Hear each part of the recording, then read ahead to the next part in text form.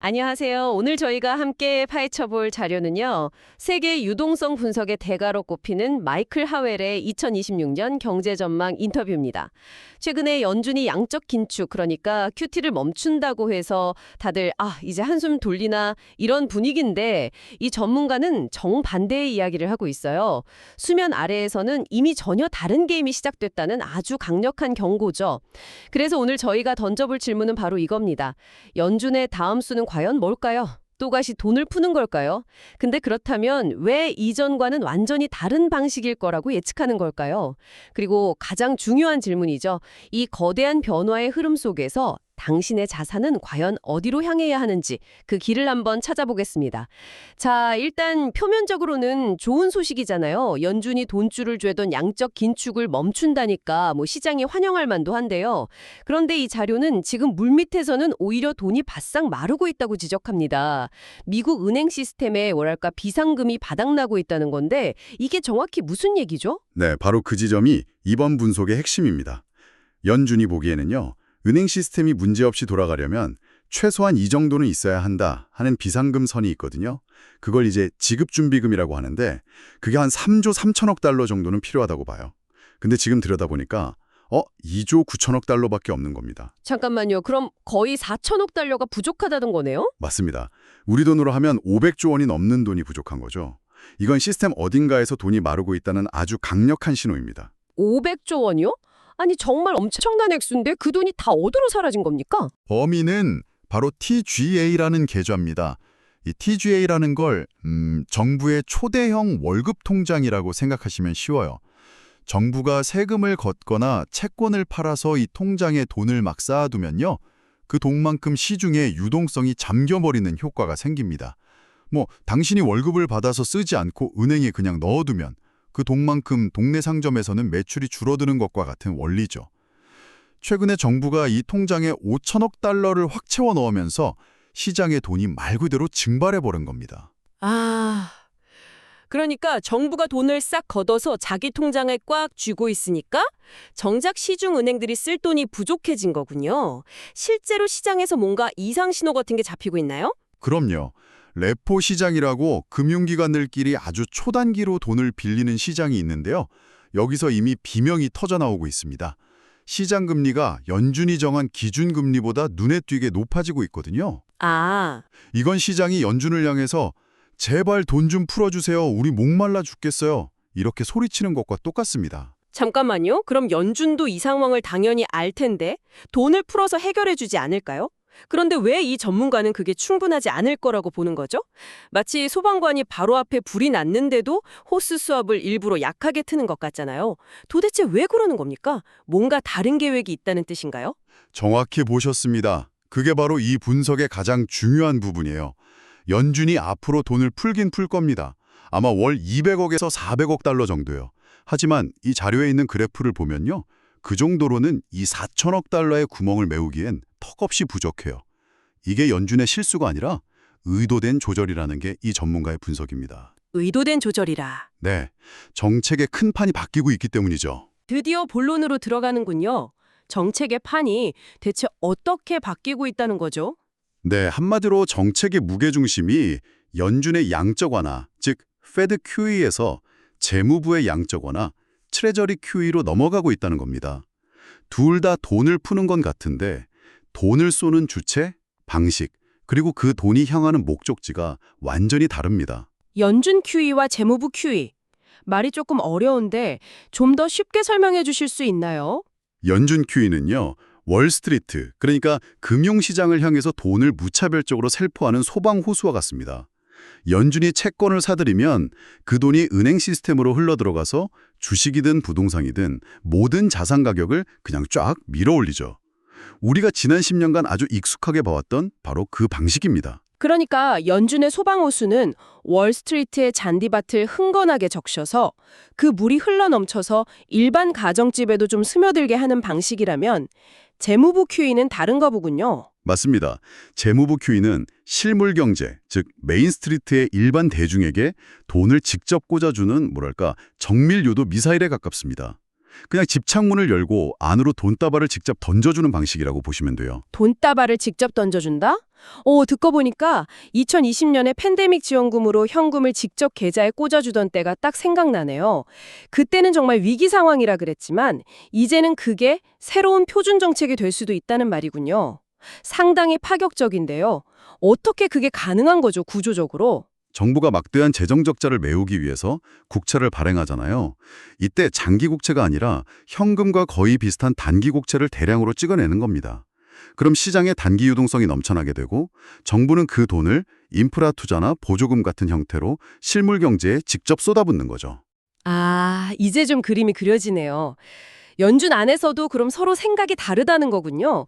파월 의장처럼 좀 조심스러운 사람도 있고, 아니다, 일단 돈부터 풀자는 사람도 있고, 그럼 이 재무부 QE라는 아이디어는 그중에서 누구의 입김이 가장 센 결과물이라고 봐야 할까요? 바로 그 지점입니다. 이 자료에 따르면 현재 연준의 통화정책위원회 FOMC는 크게 세 그룹으로 나뉩니다. 첫째는 금융 안정을 위해서 유동성을 더 풀어야 한다고 주장하는 소수의 기술 관료 그룹. 둘째는 파월 의장처럼 섣부른 완화를 경계하는 전통적인 중앙은행가 그룹. 그리고 마지막 세 번째 그룹이 가장 중요합니다.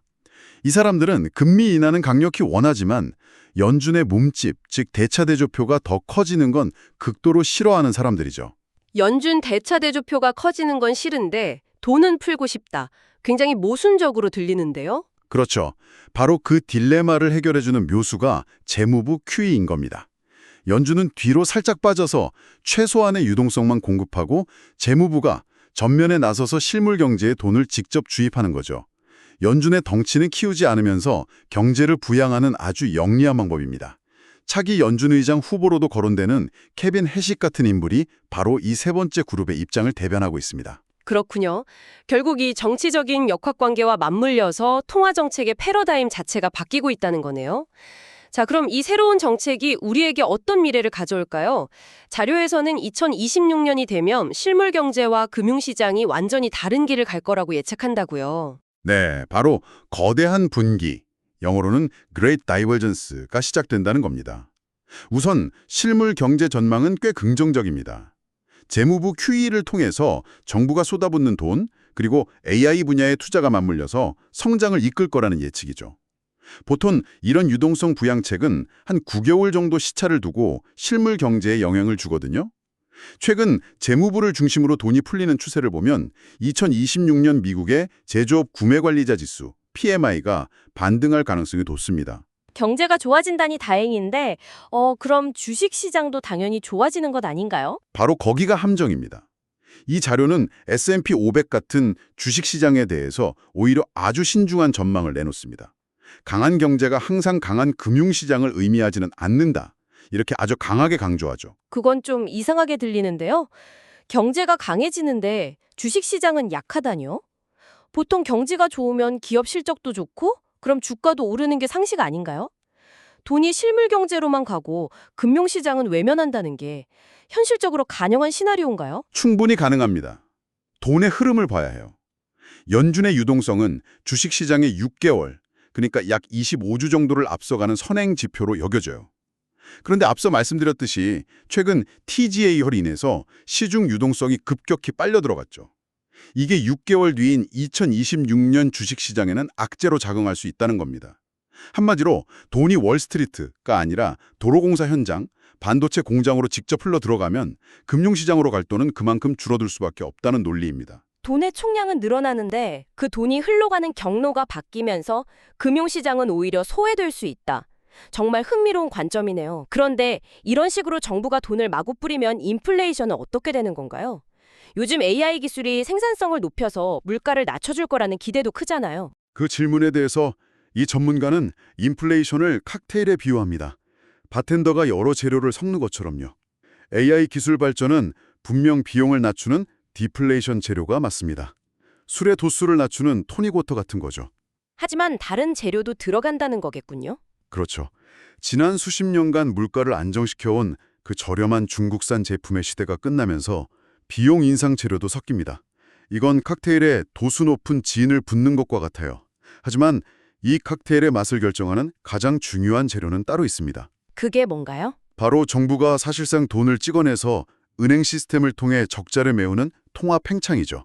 이건 그냥 보드칼에 병채로 들이붓는 격입니다. 보드카를 병채 들이붓는다. 비유가 정말 확실하네요. 네, 결국 AI가 아무리 물건값을 깎아내려도 정부가 그보다 더 빠른 속도로 돈을 풀어버리면 말짱 도루묵이라는 거예요. 그래서 이 전문가는 2026년에 인플레이션이 다시 한번 우리를 괴롭힐 거라고 아주 강하게 경고하고 있습니다. M2 총화량 증가율이 연준 목표인 2%로 훌쩍 넘어서 7, 8%까지 치솟을 수 있다는 예측까지 나와요. 알겠습니다.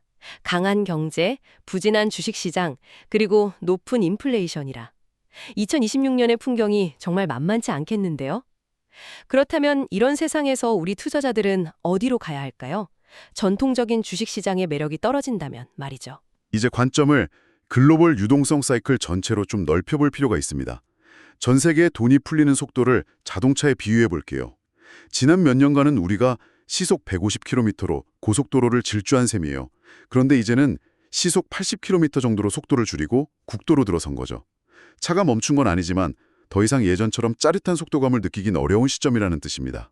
자산시장의 기대 수익률도 마찬가지고요. 속도가 둔화되는 국면에 접어들었다. 그럼 지금 우리가 투자 사이클의 어느 단계에 있다고 봐야 할까요? 이 자료에 따르면 우리는 초기, 즉 스페큘레이션 단계에 있습니다. 이 단계에서는 정통적인 주식의 비중을 점차 줄이고 원자재 같은 실물 자산에 대한 관심을 높여야 합니다. 특히 정부가 돈을 마구 찍어내는 이 통합 팽창 시기에 내 돈의 가치를 지켜줄 수 있는 자산에 주목해야죠.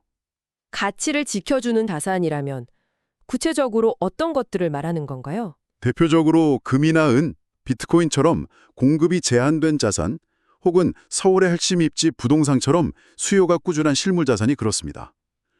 또 하나는 코카콜라처럼 가격을 올려도 사람들이 계속 사 마시는, 즉 가격 결정력을 가진 초우량 기업의 주식이죠.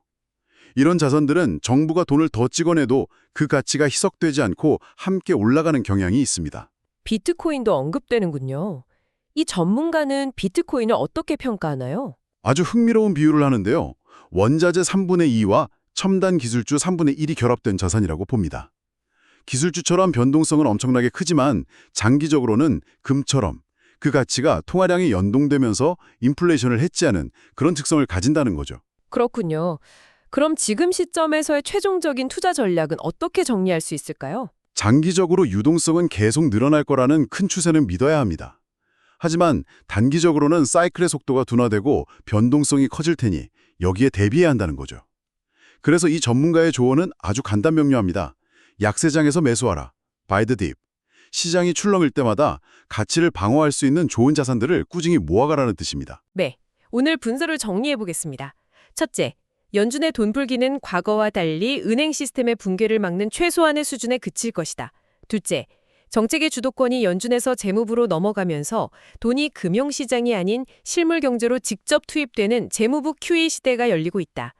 셋째, 이로 인해서 2026년에는 경제는 좋은데 주식시장은 부진하고 인플레이션은 다시 높아지는 아주 기묘한 조합을 보게 될 것이다. 마지막으로 글로벌 유동성 사이클의 속도가 느려지는 만큼 이제는 인플레이션 시대의 가치를 지킬 수 있는 실물 자산 중심으로 포트폴리오를 재편해야 한다는 것이었네요. 네, 맞습니다. 마지막으로 당신이 앞으로 계속 고민해봐야 할 질문을 하나 던져드리면서 마무리하고 싶습니다. 이 전문가는요, 코로나19 이후에 전통적인 경기 순환이 거의 사라졌고 그 자리를 중앙은행과 정부가 만들어내는 유동성 순환이 대체했다고 말합니다. 정부가 재무부 QE라는 이름으로 경제를 직접 통제하는 역할이 점점 더 커지는 세상에서 과연 자유시장과 투자의 미래는 어떻게 될까요? 이제 시장의 등락은 기업의 혁신이나 경제 펀더멘털이 아니라 오로지 정부의 부채와 지출 주기에 영원히 종속되는 것일까요? 앞으로 몇 년간 당신의 자산을 운용하면서 반드시 답을 찾아야 할 아주 중요한 질문이 될 겁니다.